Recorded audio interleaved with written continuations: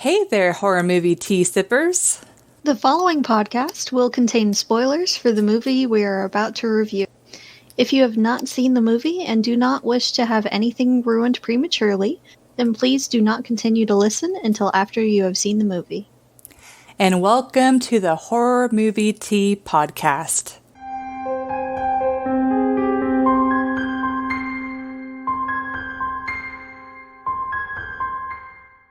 So, this week we will be covering The Meg, which is based off of the Meg book, which on my screen is inverted, so sorry for those looking at the video. But yeah, it's like you can see the Meg nom-nomming on the T-Rex. It's just, oh my god, so great.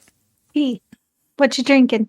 Yes, so for tea, I am drinking... It's a caramel and apple tea, but look at this packaging. It's so cute. It was like you just like tear it apart and the tea's in there, but it's so adorable. Yeah, I found it at this Asian market. I'm like, not only does that sound delicious, but it's a cat and it's so adorable. Yeah, they have like multiple flavors. And all of the cats on the box are like different kinds. It's just, this is why I love like Asian products in general, because it just hits your soul. I know. They just, They found the sucker. Yes. What all is in that tea? That's a good question. Oh, okay. It says, Ceylon tea leaf and artificial flavor. I'm not familiar with. It's Ceylon. Ceylon. Ceylon. I'm not familiar with that type of tea. Nope. Hopefully, it's not one of those medicinal teas that like messes up your body. But I guess we're gonna find out. We'll find out. So I am drinking Off Black's fruit tea. It's called Brighten Up. It's forest fruits and ginger. So this one has hibiscus, apple pieces, ginger, rosehip, flavorings, blackberry leaves, black currant leaves, raspberry pieces, and then it says no BS, which I appreciate. Yes.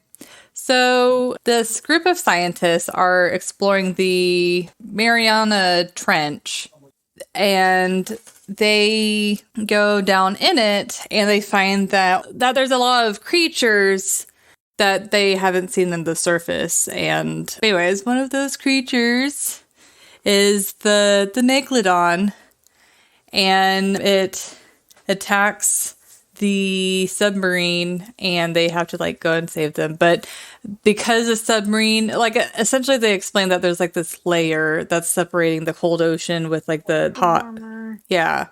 So like essentially before the barrier, it deterred the sharks from wanting to go up on the surface, but then that breaking the barrier allowed them to break through, and then they wreak havoc and an action movie. So for entertainment, this movie, well, a quick caveat, since this is based off of a book. If you guys like this movie, you're gonna love the book, because like right off the bat in the book, I really am sad that they didn't include this in the movie, but I understand that they did, the reason why they didn't. But in the book, in the very beginning, this T-Rex is chasing these two, I forgot what kind of dinosaurs there were, these two, the long neck type of dinosaurs. I know there's like multiple kinds. But they're like going into the water, and the T-Rex is like, nom, nom, nom, nom, I'm going to eat you. And then... Just like that. Yeah, he's yelling that at them. And then the Meg shows up, and the Meg like purposely targets the T-Rex and just like eats the T-Rex, and it's just so like epic and over the top. It's just... I love it. It's like almost like a Godzilla film, but in book form. And unfortunately, I haven't read the full book. I've gotten only about halfway through. I really wish I would have finished it, I got so far. but yeah. Yeah, no, it's we have day jobs, guys, so we can't always read the things that we like to in a timely manner. Unfortunately. Yeah. Yep. So But yeah, this is just a really fun movie. It's pretty entertaining. And it's kind of your typical action movie, but they have a lot of characters that you love. Like the main character, the main female character. I should know her name, but I don't. And then like the kid, her kid. Oh my God, so adorable. Like there's so many characters that stick out that you love. And yeah, so honestly, for me, this would be a 7.5. And the reason being is I'm not like a huge action movie fan, but this is an action movie that I will actually actively watch and enjoy. But it's not a movie that it's like if I had to choose between Jaws 2, 47 meters down, it's not going to be my first choice. that's really funny. Actually, I was going to give it a 7.5 as well for entertainment. That's funny. I actually really like this movie. I find it very, very fun to watch, and it's got interesting characters. I love the little girl, Mei Ying. She is the most adorable thing ever in this movie, and it's great. She's so savage. I love it. Mm-hmm. But it's got some suspense moments, and it's got some jump scares here and there because, shark. But it does tend to be more of an action movie than a horror movie. So I can't give it full marks for it. And again, as always, realism brings down the scale for me a little bit. But it is a very, very entertaining movie. Definitely worth a watch. And one thing that's interesting to note, I haven't finished the book, so as far as the ending goes, I don't know how it compares to the movie, but there are a lot of similarities between the book and the movie. There's just a few scenes in the movie that they left out for pacing and timer constraints, but... Found her name. Suyin. Thank you. That's the main chick's name. And but one thing that's really an interesting change that they made, but we know the reason for it, is in the Meg book, the scientists that the main character is working with, they're actually Japanese, but in the movie they're all Chinese. Well, except for one person. Toshi, I think. Yes, Toshi. Yeah, Toshi. Yeah, but he sacrifices himself pretty early in the movie. But the reason why I think they made the change is because, for those who don't know, China is quickly becoming the target audience for Hollywood movies. Like, America was a huge piece for decades and decades, obviously, because, we were really thought of as the frontier for films. But now China, they are now growing their own film industry, and it's really starting to boom. And we all know there's a lot of people in China, so there's a lot of money for these movie companies to be made. So they're trying to adhere to both American audiences as well as Chinese audiences to create a happy middle. But what's cool, though, is Suyin? Her real name is Li Bingbing.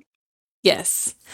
But she is a very well-known actress in China, and she's won a bunch of awards.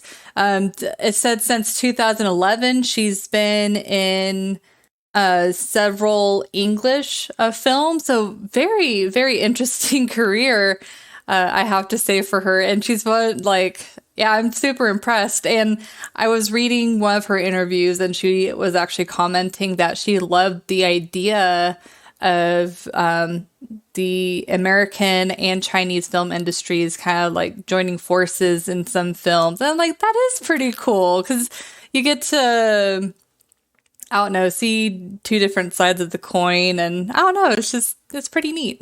Get some extra representation too.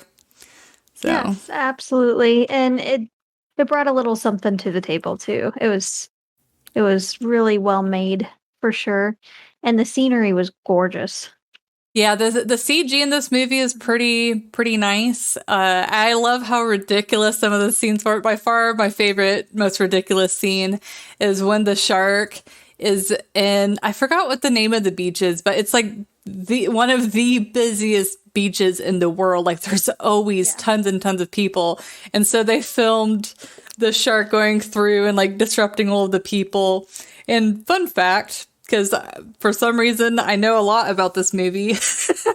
They initially were going to have the shark come and start like eating people and creating a lot of like blood and gore, but they wanted to keep it PG-13, so they ended up just making the shark swim around and not really do anything.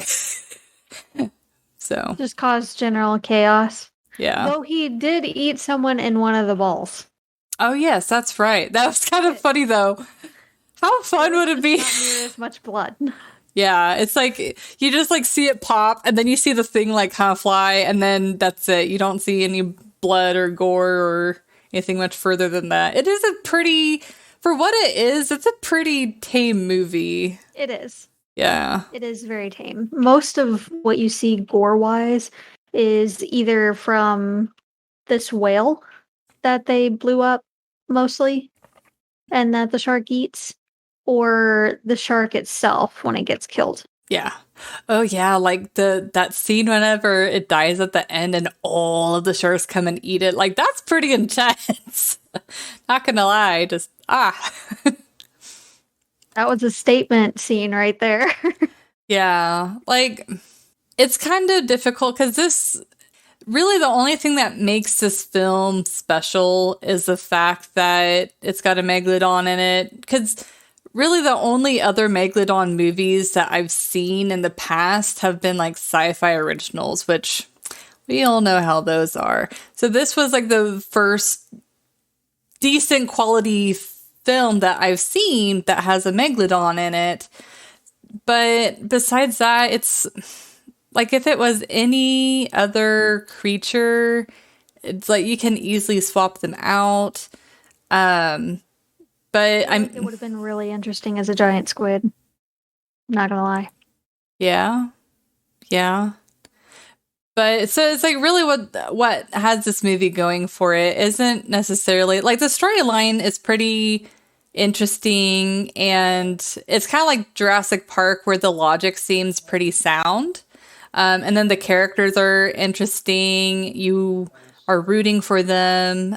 You enjoy the chemistry that they have with the other actors. But I don't know. There's not really anything besides that makes the movie stick. Yeah. I do like a lot of the interactions between the characters, and the character development itself, for the most part, seems fairly fleshed out. There are a couple of characters that you're like, who are you again? What do you do? Yeah. Yeah. Job again? What's your area of expertise? A lot of them, a couple of members in particular, just seem like they're just there Yeah. for commentary here and there. Yeah. But most of them, you can tell, you remember what they do, why they're there, and you're really rooting for all of them. There's very few characters in the movie that you're like, please kill him next. Except maybe the billionaire dude. And that's mostly just because he's an idiot. Yeah. But yeah, I don't really have anything left on the entertainment. Since I'm not gonna continue to harp on you guys who read the books. I'm just gonna say it one last time. If you guys like this movie, you should read the book because it's even better. But anyways. all right. So with that, let's go ahead and move to the realism scale. Yes. And so for realism, man, I really wish I had, because we've reviewed Jurassic Park, haven't we? Oh, yeah. Okay. I really wish I remembered what I rated the realism, because this movie really is very comparable as far as realism goes for me. But thinking offhand, Now I can't remember. Have we done actual Jurassic Park? I know we did the book. oh, maybe we didn't. Maybe, yeah, I think we just reviewed the book. Yeah, random plug, guys. If you go to our YouTube channel under our live videos, we used to review horror books, and Jurassic Park was one of them. But we ended up replacing that with our monthly video games because we didn't have time to read. But if you guys continue to support us and we're able to, make this podcast thing a little bit more of a part-time to full-time job, then maybe we'll start being able to do that again. But anyways, okay, so I would give this movie a 5, and the reason being is it is one of the things where, like, whenever they explain it, you're like, oh my, like, that logic sounds sound. It sounds like good science. But then if you Google like the Meg, and what did I think I did like the Meg fact check or something like that. But anyways, a Vulture article popped up and they had interviewed multiple scientists in that field. And there were quite a few scenes that they're like, yeah, there's no possibility. Like the biggest thing that, makes the movie possible is the fact that, is it possible that the Megalodon could still exist? And the scientists are like, no, we are 110% that the Meg has been extinct for at least 3 million years at this point. Like, it doesn't matter. I know, so even nowadays, there's theories on like, oh, it's, I think this is a part of the reason where the book popped up, where it's like, oh, they're hiding in the trench, they're in super deep in the sea. But no, like the areas we can't reach. Yeah, it's like, first of all, unfortunately, the Megalodon isn't made to go that deep in the water. But the biggest reason why it went extinct is its main food source. I mean, it's kind of like the dinosaurs, where there's multiple reasons why it went extinct, like the oxygen levels and stuff like that. But the biggest thing, from what I've read, is its food source started to go extinct. So if it can't eat, it's not going to live. Unfortunately. And these things, as huge as they were, they need a lot to eat, and frequently, like at least every couple of days or so. So if they get a small meal here and there of like a small whale here and there, that's only going to hold them for like a day, maybe 2. It's not going to hold for very long at all. Mm-hmm. And I know this isn't just the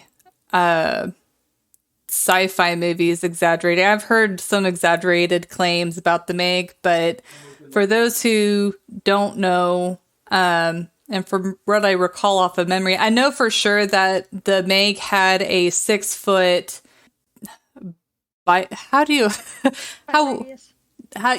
wide it could bite was 6 feet, so it can swallow a person in whole. That wouldn't be a problem for it. But I know, like, I heard statistics that was like up to 90 feet long. They're like, no, it's probably closer to 60, which is still a very, very large animal. And I would not be a happy camper if I saw that anywhere near me. No. Or knew it existed, and still today. But yeah, it's not 90 feet. Sorry to disappoint. But that is it. I feel like it's fun though to imagine. But it's like those fishtails. Every time you tell that story, it's going to get bigger and bigger and bigger. Well, it's almost kind of like Jaws, where in the movie they exaggerated how big the shark actually was. It's like It's like Jaws, but in real life, where they're like, oh, the Meg can get like huge. Then yeah, no. Yeah. That's not how this works. Unfortunately. But yeah, no. So, but an animal can only survive if it's got plenty of territory and enough food to sustain it. So if it were that big, there wouldn't be near enough territory to sustain any kind of sizable population for it, not even counting how much food it would take to sustain those. Yeah. Just one. So, no. Yeah. Yeah. But the only other thing to note before we move on to you is I felt like the character chemistry seemed organic and they seemed realistic. Like some of the comedy, even though you can tell it was comedy, it just felt like if these characters were really in real life, then it would be how they would truly tease each other and stuff like that. And It did feel yeah. genuine. Yeah, like I don't know how they picked people that were just like had such good chemistry with each other. It's like you can feel it. Like these people, like I bet whenever the cameras weren't rolling, they're still talking to each other as if they were like friends. Oh yeah, I'm pretty sure at least a couple of them were busting each other's chops all the time. Yeah, yeah. But what would you rate this? Okay, so I wasn't quite as generous. I give it a 4. The shark, even setting aside the belief that it's out there and everything, if we acknowledge that we're not going to discount that it exists currently and that this scenario could happen, it still doesn't act as sharks should act.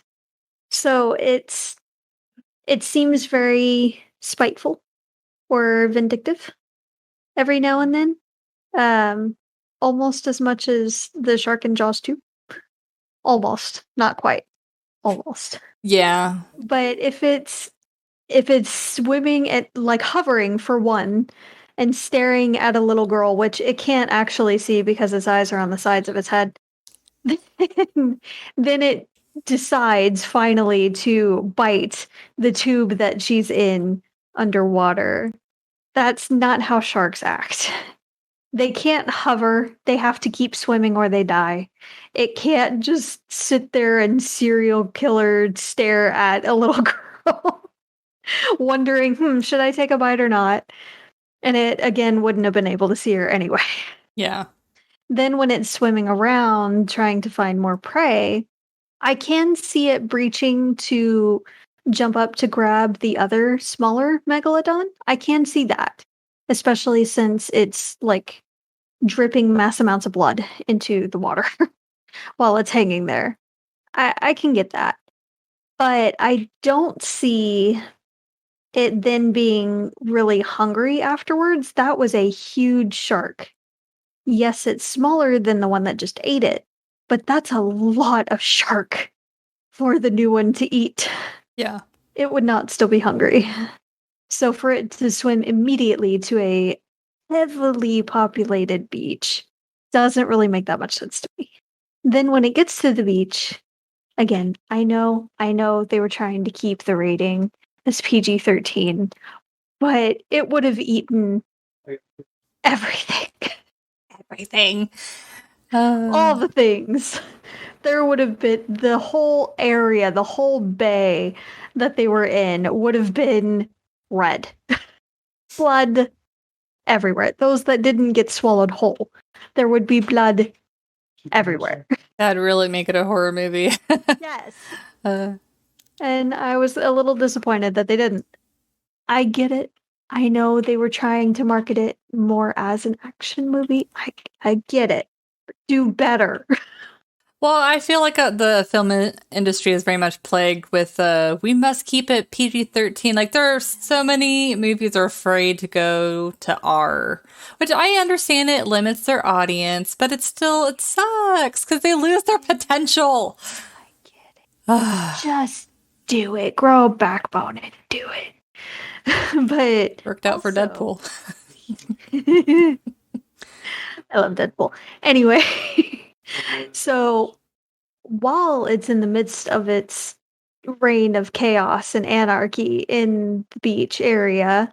It's heading straight for this group of people that decided that their best course of action is to stay in a tight little pod area and not move. It doesn't see And movement. he's heading right for them. And then at that moment, because movie magic, they drop in this speaker underground or underwater speaker thing that's playing whale noises to basically ask it out to dinner. It's advertising takeout to go. And it decides instead of eating the thing that's a sure thing right in front of it, oh, nope, I'm gonna go and find where that noise is coming from so I can hunt it down and eat it, which takes a lot more energy and effort and time and is not a sure thing. But okay. In addition, one of the biggest things that I had an issue with in this movie is Jonas was fired or suspended, one of the two. He left for whatever reason because they deemed him unfit Yeah. and said that he had deprivation sickness and that's why he made the call he did. But he was evaluated from a doctor that was also in the same situation and was upset that some of the people that he knew, some of the friends that he had, were still in that submarine that they were trying to evacuate. And that makes him way too close to the situation and not objective in the least. So I'm sorry, but they would not have had him evaluate Jonas ever. And plus, they don't normally have medical doctors evaluate someone's mental state. They normally have like a psychologist or psychiatrist. Yeah. They can evaluate you physically if you're physically fit for duty, but mentally they would have someone, some third party objective psychiatrist or psychologist evaluate you and say yes or no, they're fine. Yeah. So, no. Yeah. But for everything else, the other interactions seem pretty legit. Yeah. And it's like, I feel like the doctor was so unfair to Jonas because it's like literally they push off and then like a few seconds later it blows and he's like, you could have saved more people. It's like, are you kidding? Like yeah, he already cut it super close. Seconds max. Yeah. To the point where I doubt that they would have actually been able to get to a safe enough distance in all realistic terms, in fairness. But if they were still attached, they would have all died. Yeah.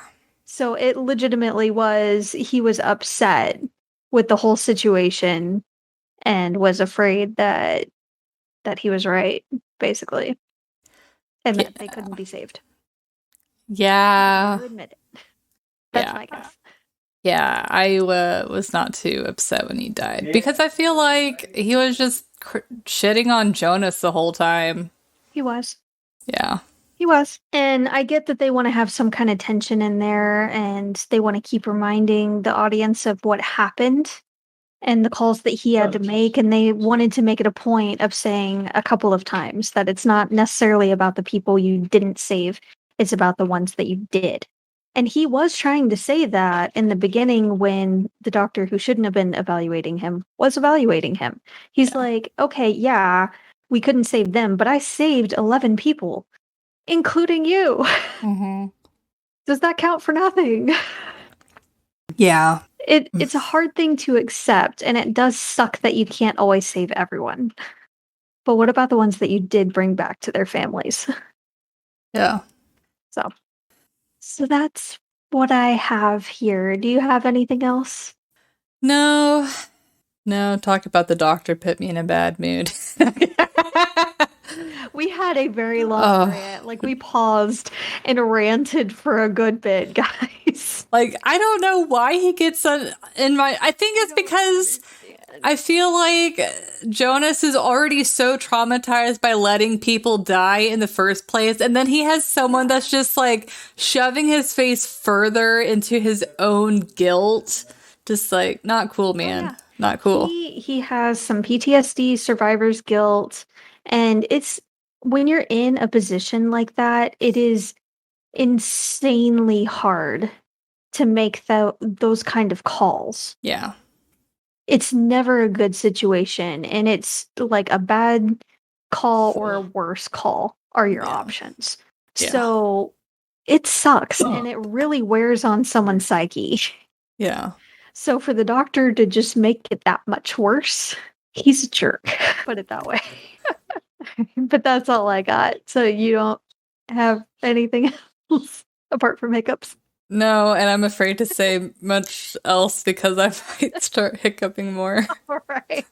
Well, let us know what you guys thought of this movie. Did you like it? Did you hate it? What would you do differently with this movie? What would you change about this movie? Did you think the same things we did? Let us know in the comments below. If you want us to watch and review any other kind of movie or any other shark movie or anything, please let us know that as well. And in the meantime, guys, stay safe and stay spoopy. Bye.